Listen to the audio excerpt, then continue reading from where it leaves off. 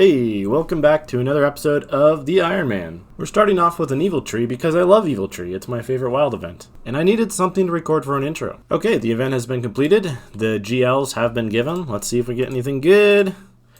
Very wild rewards. Nope, just another lucky charm for the Zamarakian Undercity. One day I will find out what those do. So I wasn't able to record this actually happening because I was AFK on my phone watching How I Met Your Mother. But I got something pretty impressive to show off. I got my first killing pet. Yeah, I was just doing some AFK div and we unlocked Willow. I think it was at 73. I'm 74 now. But yeah, I got my first killing pet at 1 million XP. One could say I got a little bit lucky, but we now have a unlockable pet on the account. That's pretty awesome, to be honest. Okay, this is definitely not a milestone I was expecting to hit anytime soon, but due to just getting a lot of daily archaeology challenges the last few days, I'm going to be able to turn in this challenge here, and once this is complete, we hit 70 archaeology, which actually means we now have 70 in all of our skills. Discounting Invention, of course. All the non-elite skills just hit 70. I think I do need to unlock the Invention to actually get, the milestone cape, but I'm going to count it for now. Also, we can now finally start on the Armadyl dig site, the Stormguard Citadel, which is my favorite one, and it's a really cool dig site, so I'm excited for that. Okay, it's time for Fate of the Gods, now that we have the div level to do it, and we also get a pretty nice div XP reward from this quest, I think, so it should help us get up to 80. Okay, there it is. I think I saw 450k XP drop for completing this quest. That's a lot. 100k div XP is what I'm excited about. And then there's a whole bunch of other stuff you unlock. The Nile and the Muspa tasks are going to be great for Slayer. And then also I can, there's 4 spots I can place this stick that I got during the quest, and each of them will give it an additional 50k div XP, so I'm going to go ahead and do that. Okay, the first one is up by the archaeology camp, gets me 76 div. Number 2 is on Ice Mountain, another 50k XP. Number 3 is on top of this volcano for some reason. Okay, and here is 77 div. We got 2 levels out of the way in a fairly slow or annoying to train skill just by doing quests. I love that. In fact, I loved it so much that I wanted to keep going and do Children of Ma as well, which is kind of like a follow-up quest to Fate of the Gods, because it gives 100k div XP, and you also get 90k div XP for doing the prerequisite quest, The Light Within, but unfortunately you need 80 div before you can even do that, so we're going to have to go get 80 div through normal means first. Okay, now that we have our trusty Shard of Zeros equipped, and getting KC in God Wars dungeon is going to be a lot more bearable, time to go back and do some Arma. Not a drop yet or anything, but we just hit 100 Kriara KC, so I guess that is a pretty sweet milestone. So since getting the Shard of Zeros, unfortunately I've gone a couple of instances completely dry at Kree. Have yet to get any sort of notable drop other than I think I got 1 Godsword Shard. But I'm headed in for another instance. We'll see if we can get lucky this time. So I don't know if I missed this. I think you're supposed to get just like a little chat message, and those are easy to miss, but I did unlock not only Sacrifice, but Devotion as well. So I now have access to 2 of the more solid, well-rounded abilities that you can use pretty much wherever. It was on a previous Armadyl trip, not sure which one. Oh shoot, I didn't see that coming. We just had 90 range at Kree. I think I've done my last 4 range levels here, but yeah, very underrated range XP per hour. It's not just a boss for drops. Okay, I didn't manage to get any Armadyl ranged armor drops that instance. However, I did get my last pair of Armadyl War Priest. I believe I have the whole set now. So this officially means I need to take a break until we get Invention unlocked. And that's just because the War Priest drops aren't that rare from Arma, and you can disassemble these for 1 Armadyl component each. So I'm planning on disassembling the whole set, and then I can go back to Arma and try to get more pieces. But obviously we need to unlock the ability to disassemble stuff first. Okay, time for a switch up. It's time to get 80 div, but I'm going to do it in an unconventional way. I'm just going to use quest XP on div. And before you say that sounds like a terrible idea, it 100% is from an efficiency standpoint. But I haven't had much time to play Runescape lately, and to tell you the truth, the last thing I want to spend my few precious moments doing is training divination. But instead we're going to work towards completing ROTM. There's a bunch of benefits from this. It unlocks some Slayer tasks we can do. It unlocks the God Wars dungeon damage boost, where you go to Glacier area and then get a damage boost for fighting in God Wars, which is just kind of a smart thing to do before you do a God Wars trip.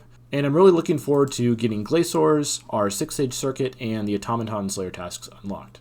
It all starts with getting Lunar Diplomacy done. I'm kind of shocked I haven't done it yet, but no, I've been putting this quest off, so yeah, let's go unlock the Lunar Spellbook.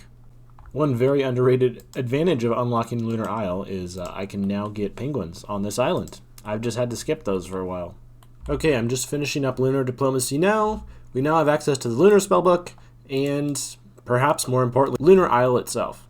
Okay, so I'm not necessarily doing anything all that exciting at the moment. I'm just kind of AFK fishing while working on a project. However, I did want to quickly mention that I'm making yet another mic change. So this is the third mic change of this Ironman series.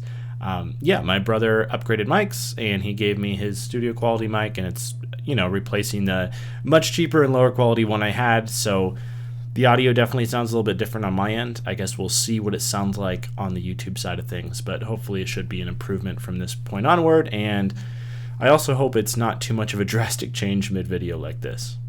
Naturally, of course, when you finish Lunar Diplomacy, you gotta do Dream One Tour, so I'm about to start the fights for that. I remember these fights being pretty challenging last time I did it on old school RS, but I imagine it's gonna be quite a bit easier on RS3. Okay, yeah, we finished off the boss fights. They weren't too challenging. And we're going to unlock 9 new lunar spells. I don't think any of them are all that useful. I was looking through them. The only one I could see maybe using is Spin Flax, just because it's probably faster than spinning on a spinning wheel. And believe it or not, there's no invention machine that allows you to just automated Spin Flax. I would have assumed there was, but there isn't. Okay, and that's Hand in the Sand, which was the last quest prerequisite for while Guthix sleeps. Okay, I have one final thing to do. It's not a quest, but I just have to hunt down Surok and unlock Bork. I don't remember why you have to unlock Bork for while Guthix sleeps, but you do. This is our last thing that we need to do, though. Okay, there it is, the hunt for Surok, and oh, you can hunt Bork daily now. Didn't know that. I think this used to be a weekly distraction diversion, but must have been changed at some point. Alright, it's finally time to get started on while Guthix sleeps. This might be a multi-session quest just because, well, I mean, I guess you can probably run through this quest in 2 hours if you really know what you're doing and you're going fast and you don't get confused or anything like that, but that's not really the way I play. So many fond memories of this quest, though. I think to this day it's still my favorite Grandmaster quest, just because it was the first, and the first time doing it was such an epic experience. Okay, 3.5 hours later, I'm here at the boss fight and ready to finish up while Guthix sleeps. So obviously the main thing that you get out of this quest is the ability to continue progressing the quest chain and do ROTM. That's probably why most people do while Guthix sleeps, but you do get to unlock Tormented Demons as a Slayer task and just to kill them in general. I'm not sure if I'm going to unlock them as a Slayer task yet, but I do like killing Tormented Demons, so I might do that in the future. Okay, I dumped all the XP into Div. Some may call that a waste, but I just didn't. I got really sick of training Div and I really wanted 80. Yeah, we're probably going to have to continue doing some questing in the next episode because the Light Within is another big one that unlocks the Saren prayers. I'm going to want to complete that. And then ROTM as well. We have pretty much all the requirements other than Anakra's Lament and Slug Menace, which are not major quests at all, so we're almost ready to do this as well. Okay, this is what we were really after. I'm just going through the Invention tutorial at the moment, and then we will be able to start using Invention as a skill and training it. Okay, now we've gotten into the not fun part of Invention, which is, unfortunately, you got to do a lot of shop runs as an Iron Man. Run around, buy a bunch of stuff, and disassemble it for parts, because we're going to need to make quite a few Augmentors. So yeah, I'm not going to be reinventing the wheel here or anything for my Invention components. There's just going to be Varric Sword Shop and Unstrung Maple Bows for my basic parts, and then I guess Insulated Boots and Rings of Slaying for the rest.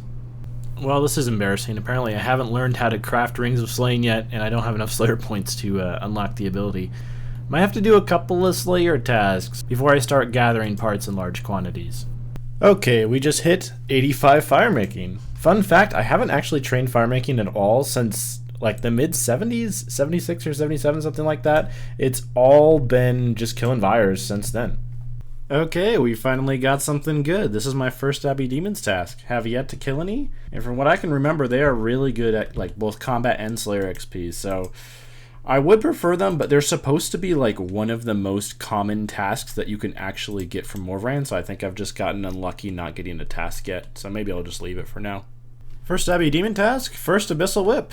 I don't think it's necessarily useful for anything anymore, but it's always cool to get that milestone on the account.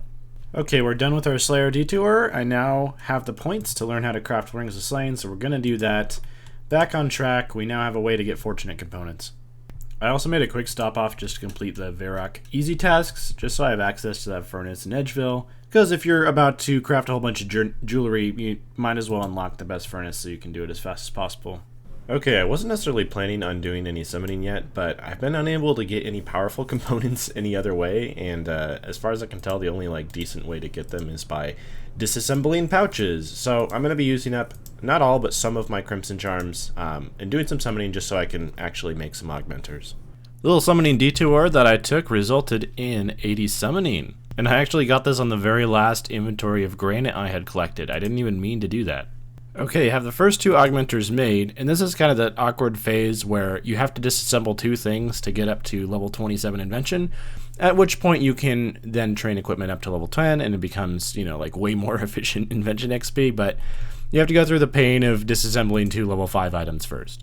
So for these 2 level 5 weapons, I wanted to just augment something pretty cheap, easy, don't have the stakes be too high, at least with these first couple weapons, because I'm going to be disassembling them so quickly. So I augmented my first Black Salamander, and I think I can do both at once. Yeah, so I'm just going to go train both of these up to level 5, and that should get us to 27 Invention. Okay, I'm not sure what's going on, but every single drop of Ascension fragments is beaming, so that means every single time you kill any Ascension creature, you get a loot beam. That's not confusing or anything. Okay, and that is our first Black Salamander at level 5. Can now make the switch to the other one. Might have to get out of combat first.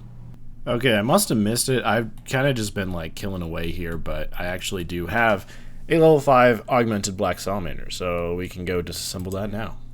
Okay, I'm going to break down my second augmented Salamander, and this should get me up past level 27 Invention, up to 28. So we unlock a couple more research items, but the most important one, of course, is Augmented Item Maximum Level of 10. We'll now get way more XP for disassembling than at level 5. Oh, I forgot, since I'm an Ironman, all of these skill outfits are actually pretty relevant, and I've been gaining a lot of materials to create some of these outfits already just from doing skilling.